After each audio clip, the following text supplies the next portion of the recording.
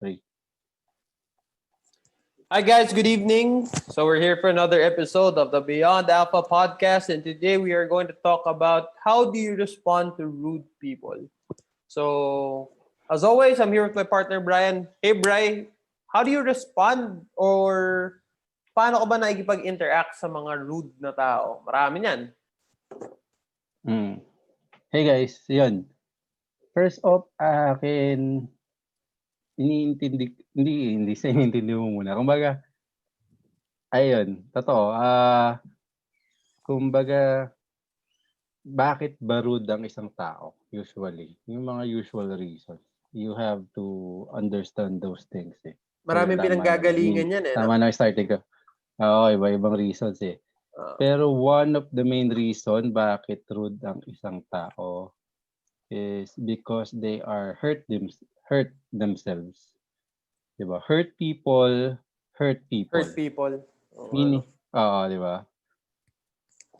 So, kailangan mong pag naunawaan mo yung ganung bagay, in a way, it's not thinking na you're above them, It's more of, sige, na yung rude na tao na yan, yun, may pinanggagalingang ganon na hurt din siya. So, he's trying or she's trying to hurt other people as well.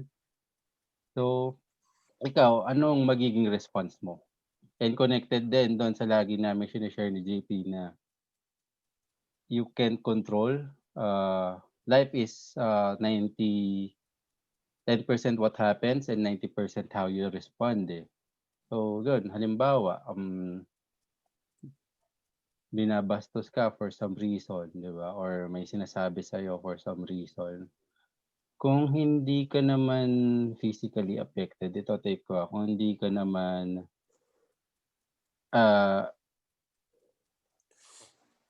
physical na sinasaktan or kumbaga, yun tolerance level mo eh. You have to know your tolerance level. Hindi na, akin, personal take ko, kung hindi naman sinasaktan physically pamilya ko, hindi naman, kumbaga, hindi naman damaging sa mga loved ones ko, walang kaso eh. Kung sa akin directed, tapos alam ko naman yung sinasabi sa akin is hindi totoo. How I would respond is, hayaan ko lang. Yun yung tinanggap ng tao na reality about you. So, it's not my job para i-convince yung tao na yon that it's different. Diba? Kung alam ko namang hindi ko siya piniperwisyo, diba? Possibly nagka-clash lang din yung mga yung personal reality ko sa personal reality niya or yung pananaw ko, paniniwala ko, clash sa kanya. So, nagko-conflict kami in such a way. Pero kung hindi mo naman siya sinasaktan physically, di bahala ka dyan. Bahala ka dyan kung anong isipin mo. Bahala ka dyan kung anong sabihin mo. Bahala ka dyan kung anong pinapatunayan mo, anong pinagmamalaki mo. Pero yun nga, alam ko kaya ka ganyan dahil possibly ganyan din ginawa sa'yo or ganyan ka din trinato na iba. Then you're trying to find an outlet para ilabas mo rin yung galit mo, yung inis mo. So, yun. How do I respond? Ganun. And I'm not saying, guys, I'm not saying na hindi ka makakaramdam ng galit, ng inis pag ang isang tao or other people are rude to you. Pero, with that galit, with that inis, ako, I move back muna eh. Halimbawa, nakakaramdam na akong galit, inis. I take time. Take time, di ba? It's so easy na mag-respond physically, di ba? Manakit ka, manuntok ka, di ba? Or sagutin mo. Pero, you have to consider, pag ginawa ko yun, anong magiging benefit sa akin? Yeah, you'll have the benefit of parang release ng anger pag ginawa mo. Pero after that, what happens? Lalo in the world ngayon na everything can easily be recorded, daming cameras and all. Diba? Would that action na i-take ko, would that be beneficial to me? Lagi na may consideration eh. It's not about, pero yun, stand up when you need to stand up. 'Di ba? When you need to fight for something. Pero pag you have to learn how to choose your battles eh. Alam mo kung ano yung dapat bang asikasuhin ngayon or dapat mo bang sagutin yan ngayon or parang pointless naman kung re-respond ako.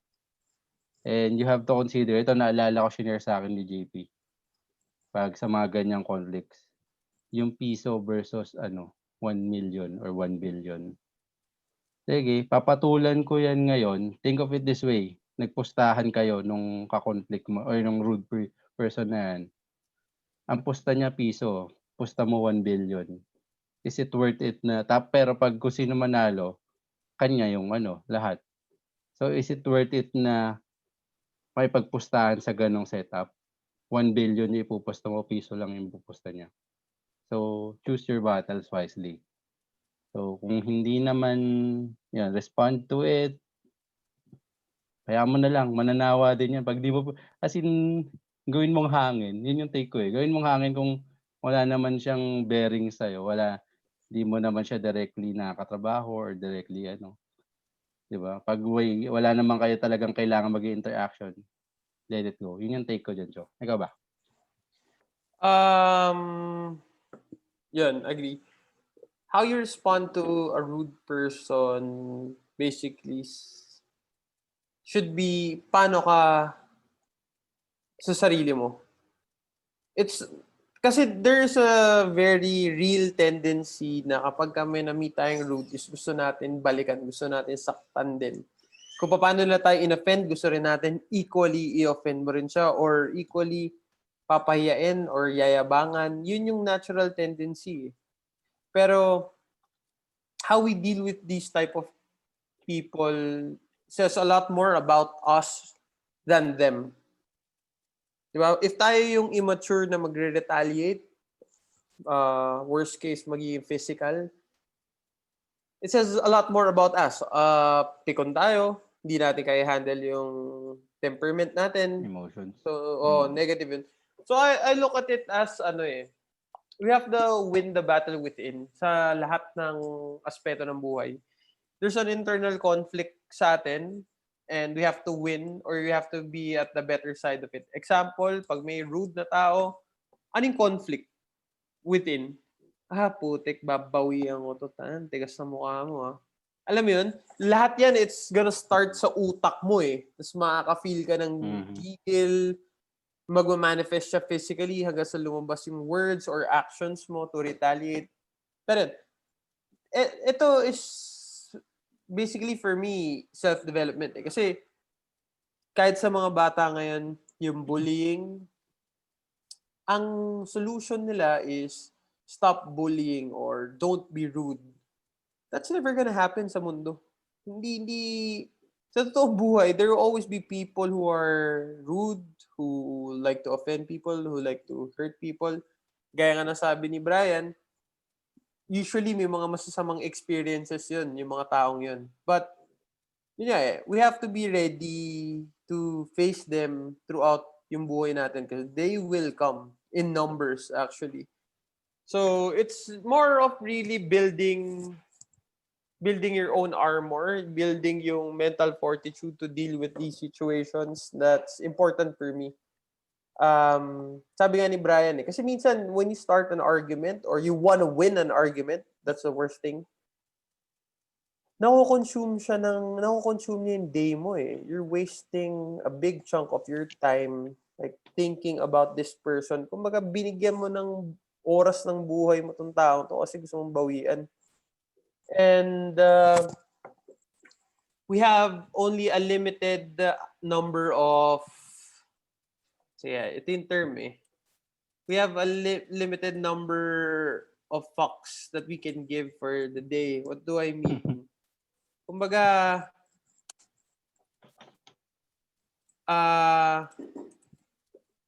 we can't care for everything that we do sa araw. Hindi pwedeng may pake tayo sa lahat. Kasi kung may pake tayo sa lahat ng bagay na nangyayari, life is happening to us. Hindi life is happening for us. Ano ibig sabihin nun? If we react to every single thing that we encounter sa buhay natin, ubos na oras natin. Wala pa tayong nagagawa for ourselves. Kasi, ay shit, maulan. Paano to? Maulan. Alam mo yun, lahat na lang. Lahat na lang may pake ka. Ayun, sorry. I was trying to think of yung book, but the book is The Subtle Art of Not Giving a Fuck by Mark Manson. Check niyan. And these rude people fall under that category. Hindi dapat sila mag-take up ng valuable time, space, and effort mo.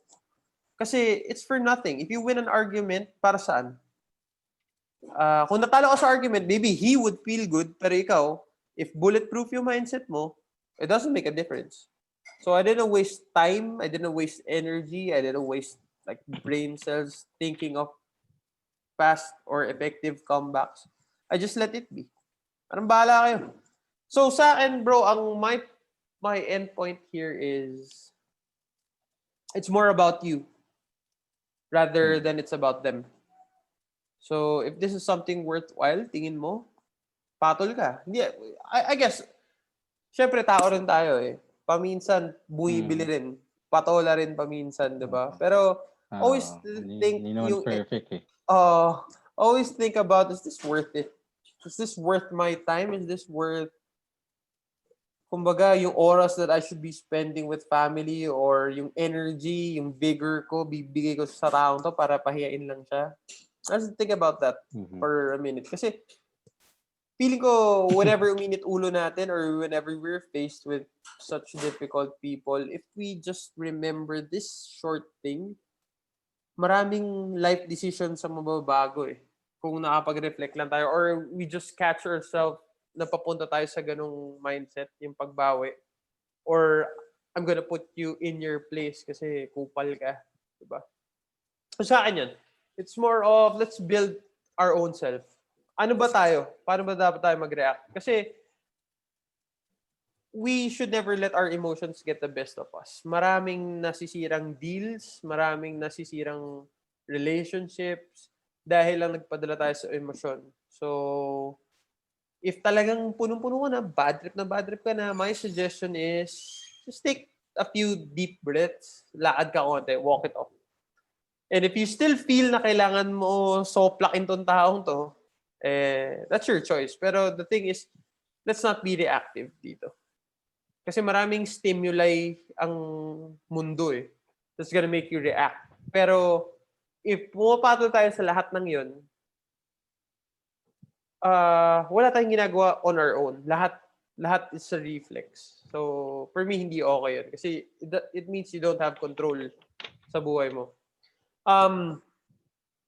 Bray, lalo na sa e-commerce, I'm sure marami rin na-encounter na ganito, yung mga supplier or kung sino man. Ikaw, personally, bro, paano mo siya, how do you deal with them personally?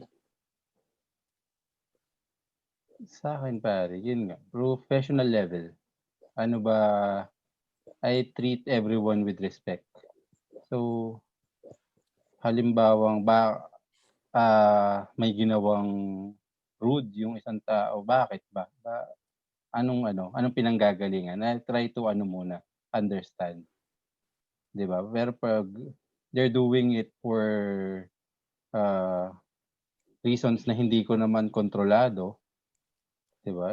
Pass na tayo kung supplier man 'yan or kung sino mang tao, 'di ba? Pass na tayo, hindi lang, 'di ba? Ito lang tingin ko diyan, hindi kung supplier 'yan, hindi lang ikaw yung supplier sa Pinas, hindi lang ikaw yung supplier sa mundo. Pass ako sa'yo. So, whatever, gano'n din with everything. Halimbawa, sa work 'yan or hindi lang naman ikaw yung ka-work ko or sa kaibigan 'yan, 'di ba? Dati mong kaibigan, hindi lang naman ikaw puwede ka maging kaibigan, eh. So, don't ever think na, hindi ka expendable para tingin mo I would still stick with you kahit na ganyan yung ugali mo. So, gano'n ikaw, Chong, paano mo i-handle 'pag ganyan? Yun nga, if it's at work, a professional setting,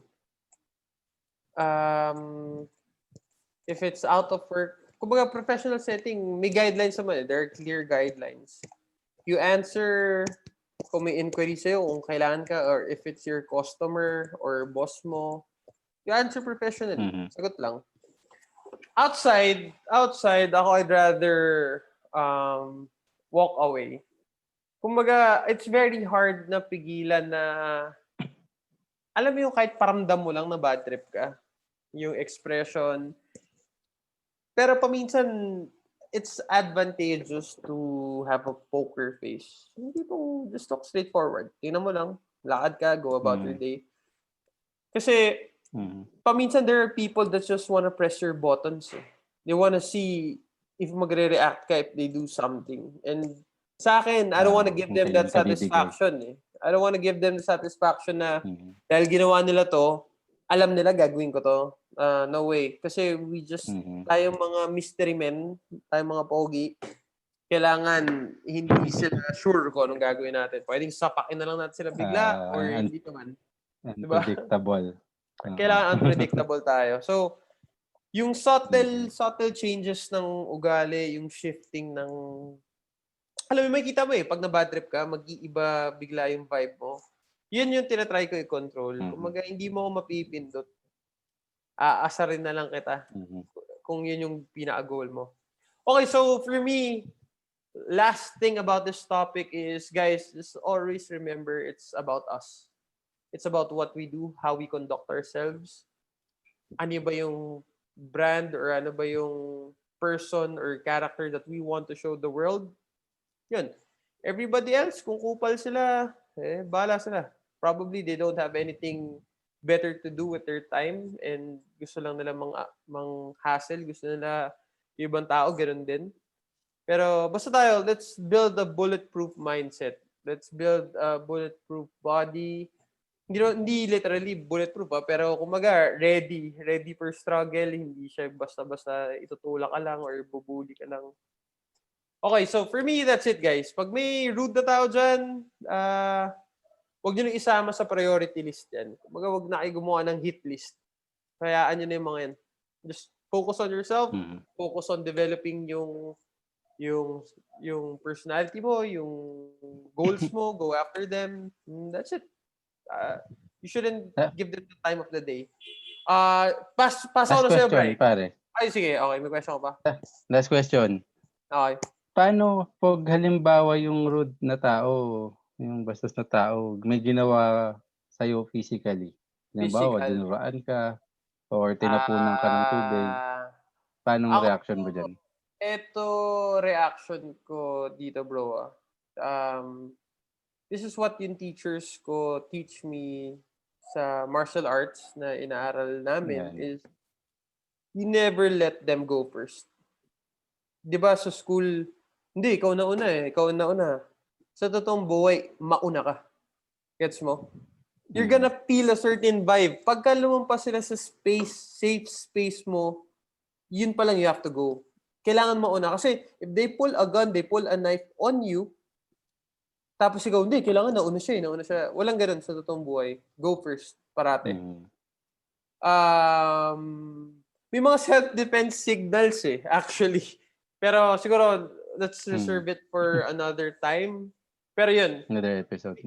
Pag lumampas sila sa space mo and you feel threatened physically, sa akin talaga, go first.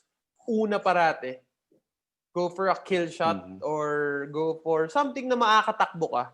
But if you feel threatened in a physical way, you have to go first. Yun yung belief ko. Kasi mas marami tayong ma-prevent na untoward incident kung mauuna tayo. Lalo na kung hindi naman natin intention talaga na patayin siya just to disable him para lang makaalis tayo. Basta, if there's a physical threat and wala na yung option na umatras ka, pero kung may option pa na umatras, go ahead. Just run or something. Pero if wala na, if you're back into a corner, I would always say, go first. Mauna ka. Yan. Yung tinuturo na sa mga bata na, basta huwag ka mauna. Doesn't work in real life. Ikaw, bro, any last words? Kung gusto mo rin sagutin yung ano mo, yung binalik ko sa akin question, go ahead. Pero pass ako na sa'yo, bro. Ayun, sa akin agree dun sa sinabi ni JP 'pag tansyahin niyo na yan guys. Kayo na makakaalam niyan, kayo na makaka-analyze ng situation, eh. 'Pag may gano'n na physically gagawin na, sasaktan ka na or babastusin ka na hindi ka na makaka-atras or makakakontrol, yun unahan mo na. Or halimbawa dinuraan ka, tinapunan ka tubig, intentional ba? Kayo na rin magtumantya, intentional ba? So, kung hindi intentional, kung ang nangyari is naunahan ka ta's intentionally ginawa, balikan mo, 'di ba? Quits lang, yun lang, dun lang tayo sa quits lang, eh, nauna ka, eh, 'di ba? Pero kung may physical yung sinabi nga ni JP, may nakaramdam ka na ng threat and mauunahan mo, unahan mo na, 'di ba? Nagkaroon din sila ng intention to threaten you, eh, or ano, so ayun lang, Ah, go from the mindset of protecting. Eh, ano yun pre, may sabihin ka? since napunta tayo sa medyo linya na to, just wanna say, if you wanna be ready, you gotta train for this. Hindi, Mm, example guys, may parang sobrang laking tao dyan na bodybuilder, just put that in your mind. Si ikaw, maliit na tao ka, feeling mo he's gonna harm you, hindi ka tumakbo, parang sapakin ko agad to kasi parang feeling ko threatened ako. Kunyari, you missed yung judgment na yun.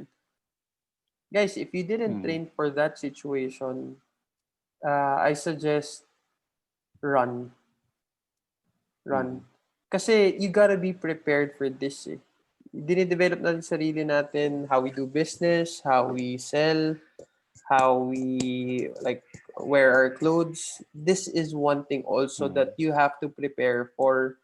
Hindi, I wouldn't advise fighting back dun sa mga taong walang experience how to fight back. Kasi hindi to tapang mm, eh. Hindi tapang, this could end your life if nagkamali ka ng tansya eh. You gotta be prepared for this. If you are not like in any way, shape, or form capable to defend yourself, wala kang alam, I really suggest umalis ka na lang at the best of your ability. Um, yun nga eh. Kasi baka mapasubo ka. You gotta train for this. Kasi, yun nga eh. May misconception dito na baka iniisip natin na, hindi, mauna ako, jab, straight, Manny ah. Pacquiao. Hindi, it Sabi doesn't ni work JP, that eh, way. pauna Oh, ako, eh. pero it doesn't work that way in real life. Hindi yan jab, straight, tapos sipa ako. Hindi ganun yan. It's like punch, takbo. Di ba? Gulat, takbo. Lahat yan, ang goal is survival. It's not winning the fight. Kasi wala namang, there's no prize. Hindi to fight. Kumbaga you're fighting for Mm, survival. Yun yung, kaya lang ako nag-button ulit.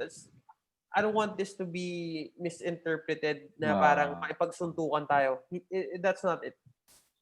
You sabi have ni to JP, survive. suntukin ko daw, eh. Suntukin ko, first of all, tatanungin kita, suntukin mo, do you even know how to throw a punch? Oh, kung hindi mo alam, tumakbo ka na lang. 'Di ba? You gotta train for this. Yung, ito lang guys, Mm, talaga, especially sa panahon ngayon, maraming na-hold up, maraming sumaloob. It wouldn't hurt if you guys took a class or two on self-defense, especially if there are any mhm, women listeners sa atin. Ako, I highly suggest that you have to train. Bakit? Oh, magiging magaling ako, Bruce Lee. That's not the point. Ang point kung bakit I want to push you guys to consider training in any form of martial art is because you can simulate yung danger. Para when it happens, hindi ito first time. This is gonna feel mm, familiar, kumbaga matatakot tayo, syempre, hindi naman tayo superhero eh. Pero, hindi to bago. Nakita ko na to, parang, naturo sa akin to. Sinimulate namin, pero ngayon, totoo na. Di ba? Let's mm. prepare. Preparation is key for everything in life. Okay, yun na talaga yung last ko, pre. Agree. Huwag kayong susuntok kung in the first place, hindi kayo marunong sumuntok. Di ba? Mag-isip kayong mabuti. Mm, mm, Yun na sa akin, Bray. agree. Any So, last words? sa'kin guys, yun, hindi tayo perfect. There are times na talaga yun kahit kami naman ni JP like what JP said kanina, hindi rin naman kami parang totally emotionless, eh. Nakakaramdam din kainis ng bad trip, 'di ba? 'Pag may mga rude people. Pero 'pag sa mga pagkakataon na gano'n, ito yung lagi kong tatandaan and write this down guys, kung first time niyo narinig 'to. Write this down, 86,400. That's the number of seconds we have in a day. Think of it this way, a rude person kinuha yung 100 seconds mo. Sasayangin mo na ba yung 86,300 for that rude person alone? It's not worth it. So, yun yung pwede niyong balikan. So, again guys, thank you for this episode. Website natin, www.imbeyondalpha.com. Social media accounts at imbeyondalpha, Instagram, Pinterest, Twitter. And then sa podcast directory, search for Beyond Alpha Podcast. Sa Stitcher, Spotify, Apple Podcasts, Google Podcasts. Then yung YouTube channel natin, search for Beyond Alpha Podcast. Click to subscribe. Then click the notification bell. That's it guys. Thank you for this episode and see you next episode.